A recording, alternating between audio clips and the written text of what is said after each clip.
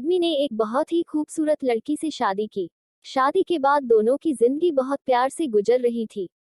वह उसे बहुत चाहता था और उसकी खूबसूरती की हमेशा तारीफ किया करता था। लेकिन कुछ महीनों के बाद लड़की चर्मरोग स्किन डिजीज से ग्रसित हो गई और धीरे धीरे उसकी खूबसूरती जाने लगी।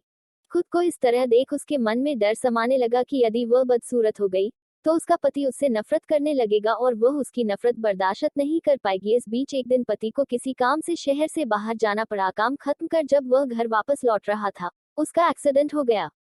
एक्सीडेंट में उसने अपनी दोनों आंखें खो दी।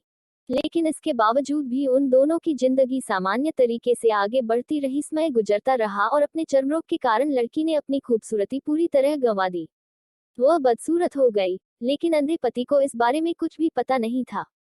इसलिए इसका उनके खुशहाल विवाहित जीवन पर कोई प्रभाव नहीं पड़ा। वह उसे उसी तरह प्यार करता रहा। एक दिन उस लड़की की मौत हो गई। पति अब अकेला हो गया था। वह बहुत दुखी था। वह उस शहर को छोड़कर जाना चाहता था। उसने अंतिम संस्कार की सारी क्रियाविधि पूर्ण की और शहर छोड़कर जाने लगा। तभी एक आदमी ने पीछे से उसे पुकारा और पास आकर कहा, अब तुम बिना सहारे के अकेले कैसे चल पाओगे? इतने साल तो तुम्हारी पत्नी तुम्हारी मदद किया करती थी। पति ने जवाब दिया, दोस्त, मैं अंधा नहीं हूँ, मैं बस अंधा होने का नाटक कर रहा था। क्योंकि यदि मेरी पत्नी को पता चल जाता कि मैं उसकी बदसूरती देख सकता हूँ, तो यह उसे उसके रोग से ज्यादा दर्द देता। इसलिए मैंने इतने साल अंधे होने का दिखावा किया। वह बहुत अच्छी पत्नी थी। मैं बस उसे खुश रखना चाहता था।